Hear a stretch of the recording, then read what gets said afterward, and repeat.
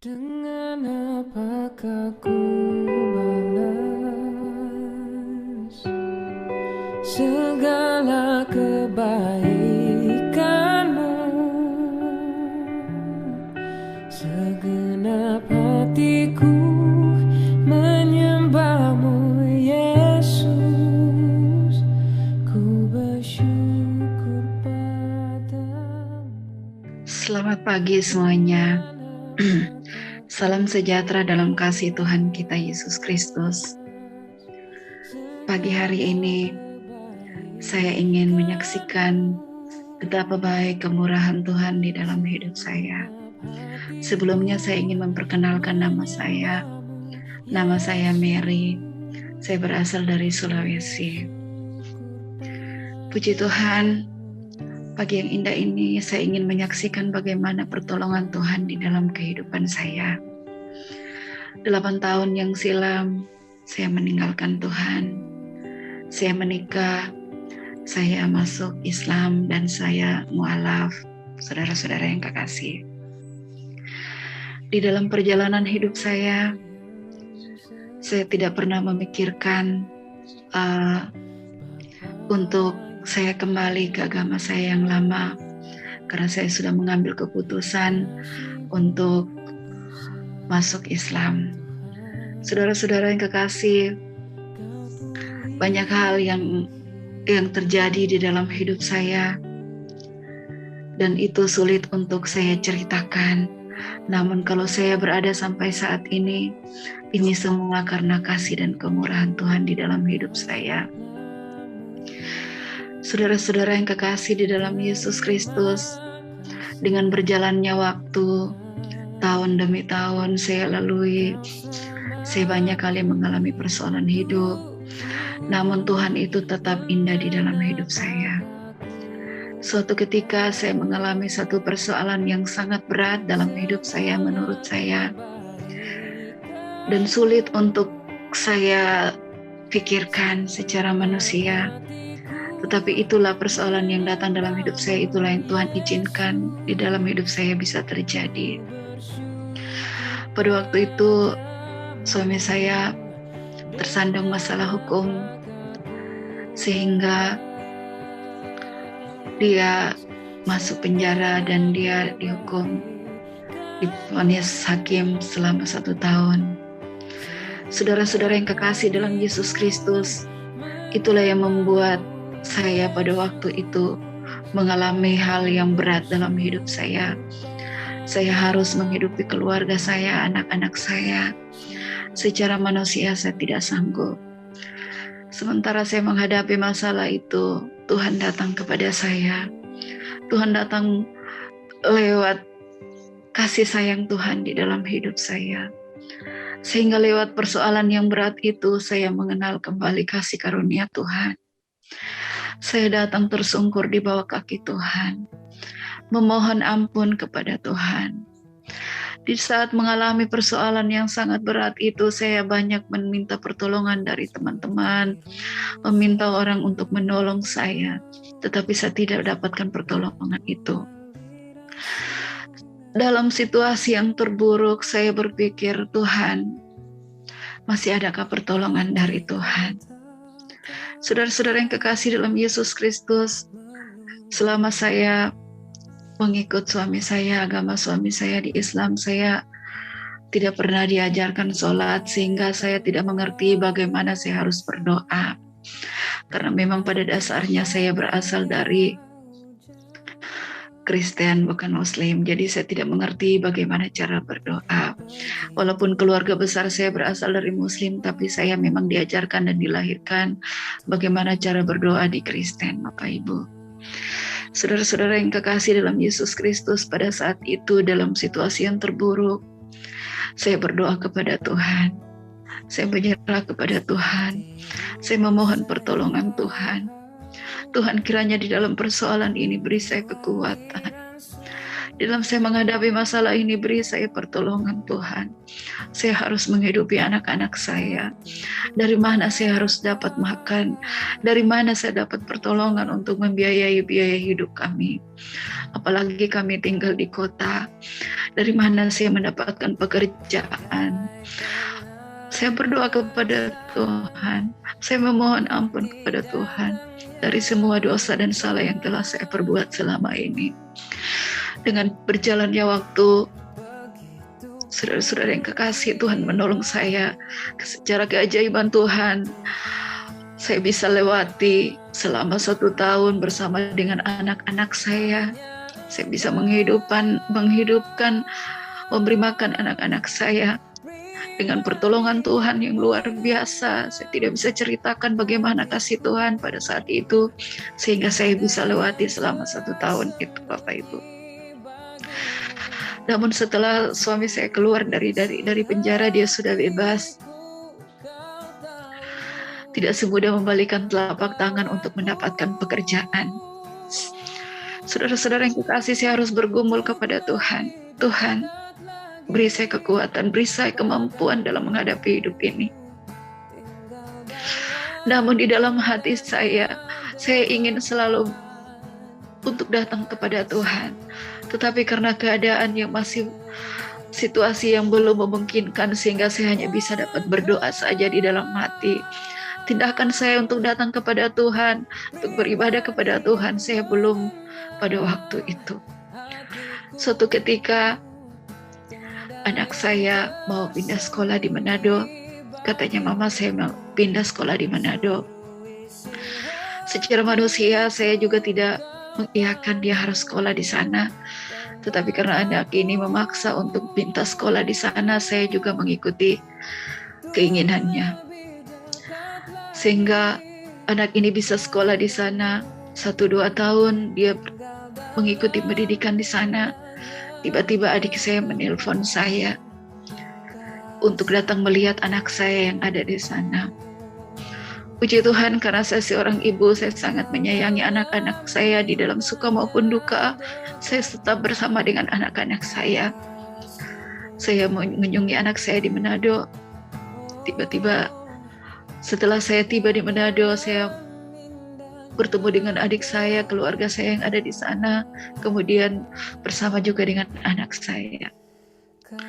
Pada besoknya, pada hari Minggu, ada teman saya lama mendengar bahwa saya ada. Dia datang menghampiri saya, dia datang melihat saya, lalu dia mengajak saya pergi ibadah pada hari Minggu itu. Saudara-saudara yang kekasih dalam Yesus Kristus, ajakan dari teman saya itu awalnya saya menolak. Saya bilang, sudahlah, nanti saja. Tetapi dia terus mengajak saya, dalam mari saja kita pergi ke gereja. Pada waktu itu saya menuruti ajakan teman saya itu, lalu saya masuk ibadah. Saudara-saudara yang kekasih dalam Yesus Kristus, saya merasakan jamahan Tuhan pada waktu itu. Setelah masuk di ruangan ibadah, pujian penyembahan mulai naik kepada Tuhan. Di situ saya merasakan hadirat Tuhan ada di dalam hidup saya. Kasih sayang Tuhan yang begitu besar di dalam hidup saya.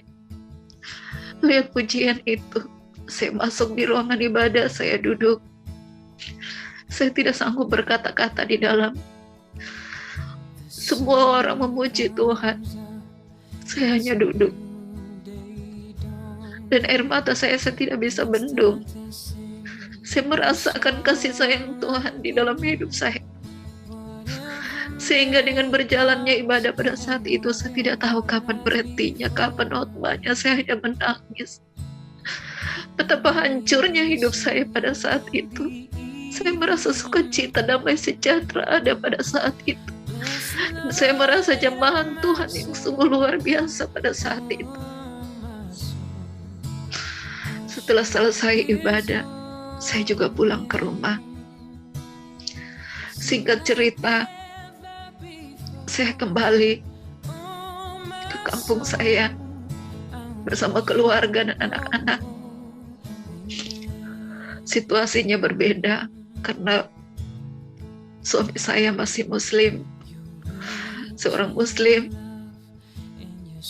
Dari sana dan saya harus menyesuaikan bagaimana di dalam rumah.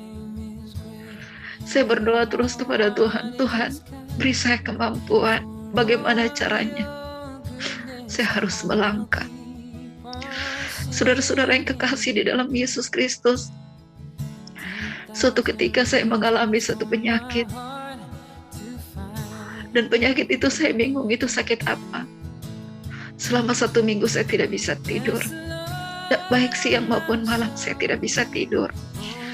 Sampai anak-anak saya melihat saya, mereka mengatakan, "Mama ini kenapa tidak bisa tidur?" Saudara-saudara yang kekasih dalam Yesus Kristus, pernah satu malam itu saya mengalami di dalam pemikiran saya itu kayaknya kosong. Saya tidak mengenal apa lagi dan saya tidak mengetahui apa lagi. Seolah-olah pikiranku saat itu blank dan kosong dan saya hampir depresi, saudara-saudara. Tiba-tiba badan saya gemetar, saya keringatan, dan rasa takut yang berlebihan itu muncul di dalam hati saya. Tiba-tiba sejenak saya sadar. Setelah saya sadar, saya tersungkur. Saya bilang, Tuhan, ampuni saya. Beri saya kekuatan. Tanpa Tuhan ada di dalam hidup saya tidak mampu, Tuhan. Apa maunya Tuhan di dalam hidup saya, perbuatlah sesuai dengan kehendak Tuhan. Saudara-saudara yang kekasih, pada malam itu di jam 9 setelah saya berdoa, saya menelpon satu hamba Tuhan. Saya memohon bantuan doa dari beliau. Saya bilang, doakan saya, Bu. Saya ingin kembali kepada Tuhan. Saya tidak kuat, saya tidak mampu, Tuhan.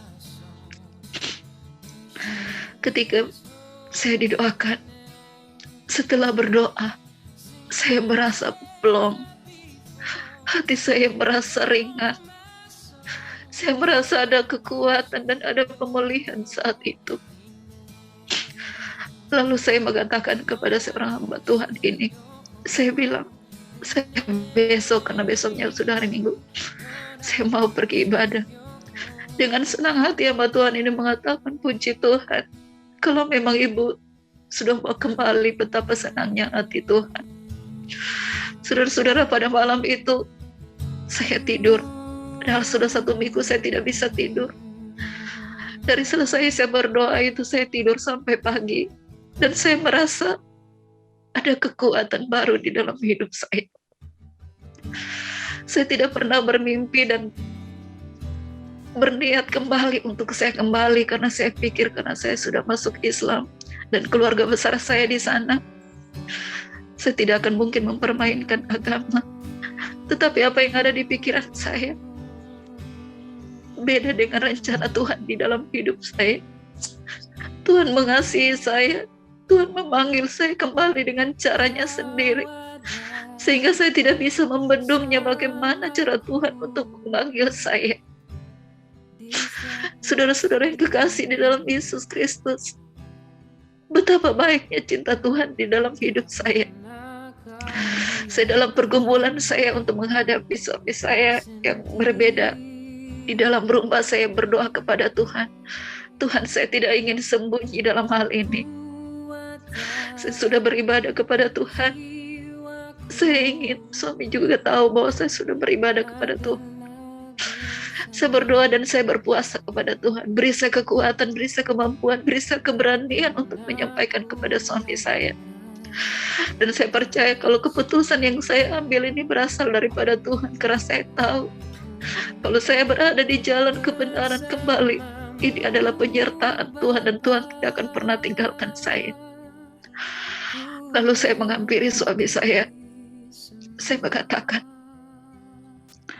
Pak, ada sesuatu yang ingin saya sampaikan, dan ataupun ini berat bagimu, tetapi ini sudah keputusan saya. Saya memberanikan diri, dan suami saya bilang, apa itu?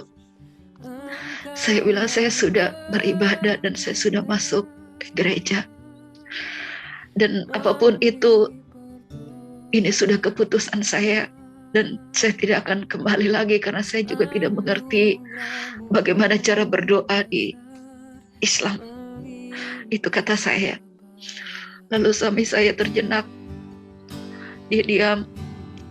Kemudian dia mengatakan kepada saya, kalau memang ini sudah keputusanmu, saya tidak bisa bikin apa-apa.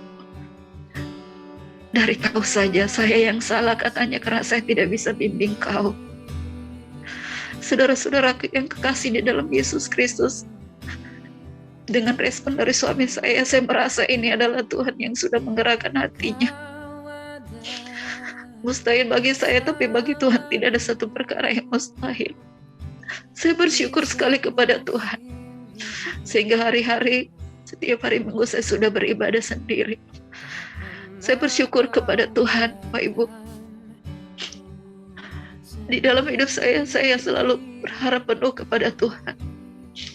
Sehingga berjalannya waktu di tahun 2020, di dalam pergantian tahun dari tanggal 30 sampai tanggal 30, dari tanggal 30, 29, 30, 31 saya mengambil doa puasa untuk pergantian tahun. Saya ingin di tahun yang baru saya mendapat karunia daripada Tuhan, penyertaan Tuhan yang lebih besar lagi di dalam hidup saya. Saya meninggalkan tahun yang lama, saya akan bergumul kepada Tuhan dan saya berdoa tujuan saya biar Tuhan menyertai langkah saya. Saya sudah kembali kepada Tuhan, bukan kehendak saya tapi ini kehendak Tuhan. Saya minta kekuatan dan penyertaan Tuhan di dalam hidup saya. Saudara-saudara yang kekasih, pada tanggal 31, hari yang ketiga saya berpuasa, anak saya yang bungsu itu bercerita kepada kakaknya. Dia bilang, kakak, saya tadi malam mimpi. Kakaknya bilang, kau mimpi apa? Dia bilang, saya mimpi surga dan neraka. Kata kakaknya, oh iya, kalau Mama sudah selesai berdoa, kita ceritakan kepada Mama. Selesai saya berdoa di jam 12 itu, Bapak Ibu, anak-anak saya menghampiri saya di tempat tidur, lalu bercerita mimpi adiknya. Kakaknya bilang, adik tadi malam mimpi Mama. Mimpi apa? Saya tanya adik. Lalu mereka bilang mimpi surga dan neraka. Saya bilang, iya bagus itu. Tiba-tiba sementara bercerita itu, kakak mereka yang laki-laki datang menghampiri saya, lalu mengatakan, Mama, tadi malam ini Mama dengan adik mengigau, suaranya Mama besar sekali. Saya bilang, iya kah? Dia bilang, iya Mama. Saya teringat, ternyata baru saya sadar saya juga mimpi malam itu.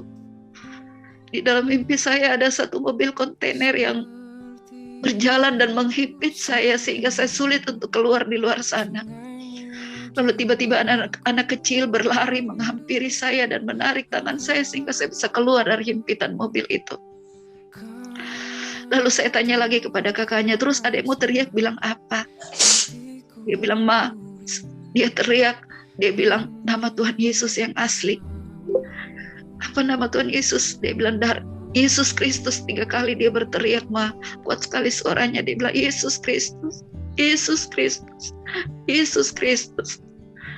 Lalu kakaknya bilang, Mama, saya tidak bisa tidur Mama sampai jam 3 karena anak ini suka main game. Dia bilang, Mama, saya tidak bisa tidur sampai jam 3. Saya tidur di pinggir kepalanya, saya juga tidur sama-sama dengan dia di bantal. Saya melihat anak ini mimpi ternyata. Saya pikir-pikir dari mana dia tahu bahasa, dari mana dia tahu Yesus Kristus sementara dia tidak pernah ke gereja dan dia tidak pernah juga ke sekolah minggu. Lalu saya tergerak menanyakan mimpi itu kepada anak saya. Saya bilang, Fani, kau mimpi apa tadi malam, Nak? Dia bilang, Mama, dengan cerianya dia mengatakan kepada saya, Mama, saya mimpi surga dan neraka. Lalu saya tanya lagi, di neraka kau lihat apa?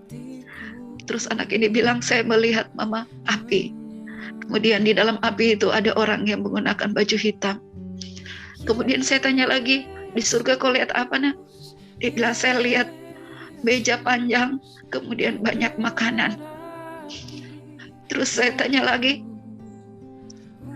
di meja itu siapa? Dia bilang di meja, dia bilang di meja itu ada kursi, di depannya ada kursi, kemudian ada orang duduk di meja itu. Saudara-saudara itu kasih dalam Yesus Kristus. Saya tanya lagi, terus yang membawa kau ke surga dan neraka itu siapa? Terus dia bilang, orang itu tingginya kayak Papa Yuda, Mama. Papa Yuda itu ipar saya yang seorang hamba Tuhan, suami dari adik saya. Dia bilang tingginya kayak Papa Yuda, Mama. Kemudian dia pakai baju, dia bilang warnanya putih, panjangnya sampai di kaki, panjang tangannya, panjang baju itu sampai di tangan. Kemudian dia melingkar kepalanya, dia bilang, Mama, dia pakai ini warna putih. Dia tidak sebutkan namanya, cuma dia bilang dia lingkar saja, dia bilang dia ini pakai ini warna putih. Kemudian dia memperagakan lagi rambutnya, dia bilang sampai di sini, rambutnya sampai di sini, Mama.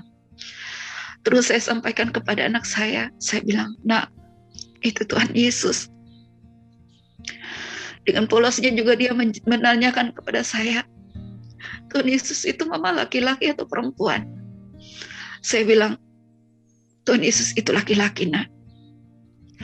Saudara-saudara, saya merasa hati saya tidak karuan pada saat itu. Saya pengen bertanya terus pada anak ini. Saya bilang, kau yang bagaimana Tuhan membawa kau ke surga dan neraka? Tuhan memperlihatkan kau bagaimana caranya. Dia memeluk kau atau dia menggendong kau, bagaimana caranya? Dia bilang, tidak, Mama. Tuhan Yesus, orang itu dia bilang memegang tangan saya, dia mempraktekkan seperti orang jabatan tangan. Kemudian saya memegang tangan Mama, kemudian Mama memegang tangan kakak. Lalu kita dibawa di sana, kemudian jendela kamar kami itu terbuka, dia menoleh ke awan, dia bilang kita dibawa di sana, putihnya kayak sana, Mama, dibawa ke sana. Terus saya bilang, tuh orang itu bicara apa? Dia bilang tidak banyak bicaranya, Mama, tidak banyak bicaranya, Mama. Hanya dia bilang neraka itu di bawah, surga di atas. Neraka tidak baik, tapi surga baik. Itu yang disampaikan pada waktu itu. Terus saya tanya lagi karena anak ini kakaknya itu mendengar dia mengucapkan Yesus Kristus, jadi kakaknya juga tanya, Yesus Kristus itu kau tahu dari mana? Orang itu bilang Yesus Kristus, dia bilang dia Yesus Kristus. Saudara-saudara yang kekasih di dalam Yesus Kristus. Lalu anak ini mengatakan, Mama, lembut sekali tangannya, Mama. Kemudian dia mengusap dadanya. Dia bilang, Mama, tenang hatiku. Saudara-saudara, anak ini sering saya memberikan sesuatu kepada dia. Tapi saya tidak pernah mendengar dia mengatakan sama saya, Mama, tenang hatiku, Mama. Saya hanya biasa mendengarkan dia mengatakan, Hore Mama, terima kasih, atau senang saya Mama. Dia hanya mengatakan senang. Tapi kata tenang itu belum pernah saya dengar anak itu mengungkapkan kata tenang. Anak itu masih berumur 7 tahun. Setelah menceritakan mimpi itu, Bapak Ibu, saya berdoa. Saya datang berdoa karena sudah mau jam 3. Saya datang berdoa. Saya bilang, Tuhan, terima kasih. Terlalu baik Tuhan di dalam hidup saya. Saya merasa terlalu berharga hidup saya di mata Tuhan. Terlalu besar kasih dan pertolongan Tuhan di dalam hidup saya yang tidak pantas saya terima lagi. Karena saya sudah jauh tinggalkan Tuhan. Saya bukan ibu yang baik. Saya sering menyakiti hati Tuhan. Saya bukan ibu yang sempurna. Saya bukan orang yang baik. Saya seorang yang berdosa, Tuhan. Saya telah meninggalkan Tuhan. Tetapi Tuhan begitu baik dalam hidup saya. Saya berdoa kepada Tuhan. Saya bersyukur sekali kepada Tuhan saat itu. Dan saya katakan, Tuhan, ini hidup saya. Inilah hidup saya, Tuhan. Perbuatlah sesuai dengan kehendak Tuhan di dalam hidup saya. Selesai saya berdoa. Setiap setiap sore, pada waktu itu kami belum punya wifi di rumah, kami pergi ke rumah tetangga untuk anak ini minta nonton film Barbie-nya. Setelah tiba di rumah tetangga, ada bangku-bangku di situ untuk kami duduk. Anak ini menoleh ke awan. Dia melihat ke awan. Dan dia mengatakan sama saya, "Mama, sana Tuhan Yesus di awan." Saya bilang, "Mana?" Dia bilang, "Sana, Mama." Saya tidak bisa melihat apa-apa, Bapak Ibu. Kemudian anak ini bilang lagi, "Mama, sana Tuhan Yesus naik kuda. Kudanya putih." Saya bilang, "Mana?" "Sana, Mama." Kemudian dia bilang, "Mama, sana Tuhan Yesus." Mama duduk di kursi. Dia bilang kursinya begini, tinggi. Kemudian dia pakai tongkat. Lalu di situ dia sementara pegang HP, dia memberikan HP-nya kepada kakaknya. Anak ini paling egois. Kalau dia sudah pegang HP, dia tidak akan kasih lagi kakaknya. Lalu dia bilang, "Kak, ini HP.